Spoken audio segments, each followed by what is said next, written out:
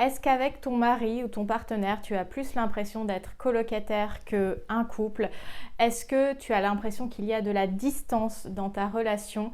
C'est la thématique que j'avais envie d'aborder aujourd'hui et surtout te donner l'explication majeure qui se cache derrière tout ça. Bonjour à toutes et à tous, ici Sarah Zerbib, plaisirologue et psychologue. Je suis ravie de te retrouver aujourd'hui où on va parler de ta relation, de ton couple et surtout de cette distance que tu ressens et justement quel est cet élément qui crée le plus de distance entre toi et ton homme. Cette distance, qu'est-ce qu'elle va venir provoquer chez toi? Elle va venir provoquer de la déception, de la frustration, de l'incompréhension, de la colère, de la tristesse. Tu vas passer par toute une palette émotionnelle qui va venir à créer de la rancœur envers ton mari, envers ton homme, envers ton partenaire parce que tu te dis mais c'est pas possible, il ne comprend rien, il ne me comprend pas, il ne comprend rien. Et je le rappelle, la responsabilité dans le couple, elle est à 100% des deux côtés. C'est-à-dire que toi, tu es responsable à 100% dans la relation et ton homme est responsable à 100% dans la relation. Et cet élément qui vient créer la distance, c'est ce que je suppose que mon homme doit faire. Et surtout lorsqu'il s'agit de vie intime. J'attends que mon homme fasse le premier pas. J'attends que ça soit lui qui me sollicite. J'attends que ça soit lui qui se rapproche physiquement. Il me dit qu'on n'a pas vraiment de vie intime, de vie sexuelle. On ne prend plus autant de plaisir qu'avant. Et en même temps, il ne fait pas le premier pas. Et c'est ça qui va créer de la distance. C'est que vous vous retrouvez chacun de votre côté, un petit peu comme dans votre tour d'argent, comme Rapunzel ou La Belle au bois dormant, et finalement, vous ne vous rencontrez jamais parce que vous êtes tous les deux à attendre que l'autre fasse le premier pas puisque votre vie intime n'est plus épanouissante et comme vous en discutez, que ça devient un sujet parfois de conflit, de reproche, on suppose que c'est à l'autre de faire le premier pas. C'est à l'autre qui va être notamment demandeur puisque les hommes vont être un petit peu plus en général demandeurs de rétablir une connexion charnelle, une relation intime, qui vont exprimer leur frustration. On va se dire, c'est lui qui est demandeur, donc c'est à lui de faire le premier pas. Et c'est là où les relations commencent à se déliter, c'est quand tu ne prends pas ta responsabilité dans ton couple et notamment dans ta vie intime. Parce qu'on suppose que ta vie intime, elle est liée à l'autre. Non, ta vie intime, elle t'appartient. C'est à toi. Et c'est à toi de la décorer, de la colorer de la manière dont tu le souhaites. Peu importe si tu as eu des passages à vide, peu importe si tu es plus ou moins sexuellement actif, peu importe si tu as eu une période d'abstinence, peu importe si c'est après l'arrivée d'un enfant, c'est se questionner. Qu'est-ce que j'ai envie de vivre dans ma vie intime et quel est le premier pas que je peux faire pour revenir à mon corps, à la sensorialité de mon corps, pour après la partager, cette sensorialité, cette sensualité avec mon partenaire. Donc, supposer que c'est à l'autre de faire le premier pas, excusez-moi mesdames, c'est un comportement assez immature et surtout c'est l'héritage aussi de notre éducation en tant que femme qui est celle de ne pas être désirante. C'est-à-dire, je n'ai pas le droit de désirer en tant que femme parce que ça fait tout ce que je ne veux pas être, alors que dès lors que tu désires, tu vas mettre ton corps en mouvement, tu vas mettre ton imagination en mouvement, tu vas mettre ton langage érotique en mouvement. Et pour avoir une réponse de l'autre côté, si toi tu ne bouges pas, l'autre côté ça ne va pas bouger. Donc oui, tu vas être déçu que ton homme ne vienne pas te solliciter, que ton homme ne se rapproche pas physiquement de toi par t'enlacer, t'embrasser, etc. Parce que tu ne te mets pas en mouvement. Et on pourrait se dire, oui, mais l'autre peut se mettre en mouvement. Et c'est là où c'est comprendre qu'on est chacun responsable de sa vie intime et que si on veut une réponse de l'autre côté, c'est comment moi je me mets en mouvement. Parce que le désir, l'envie va naître dès lors que je suis en lien avec mon corps. Et tant que je ne suis pas en lien avec mon corps, l'autre ne pourra pas être en lien avec mon corps.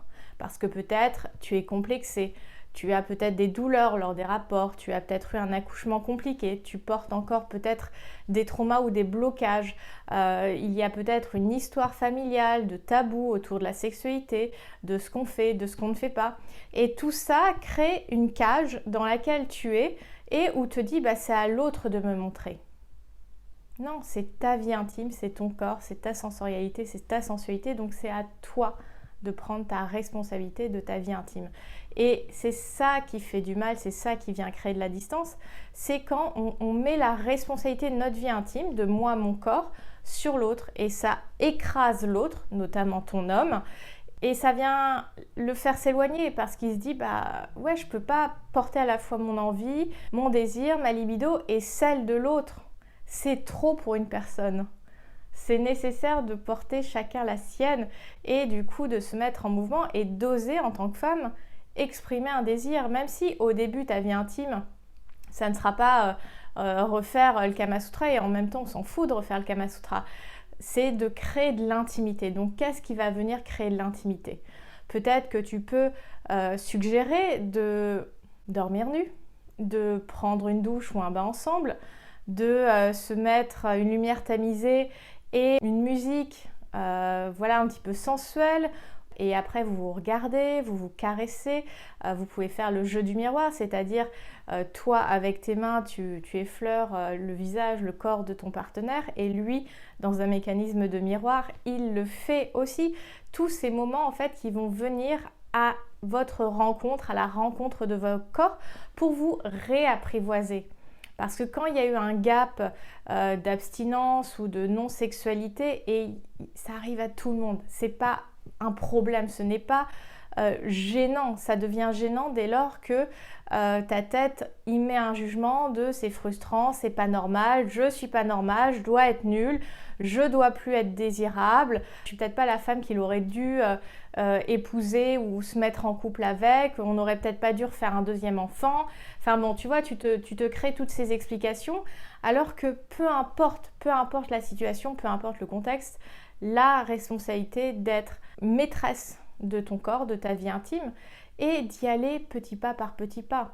Peut-être que la première étape, c'est de toi te regarder dans le miroir. Peut-être la première étape, c'est d'oser mettre un rouge à lèvres rouge. Peut-être c'est de mettre un parfum un petit peu plus capiteux et tu te dis non mais c'est trop sensuel pour moi. Mais sois curieuse, explore ton corps, explore ta sensorialité, explore ta sensualité.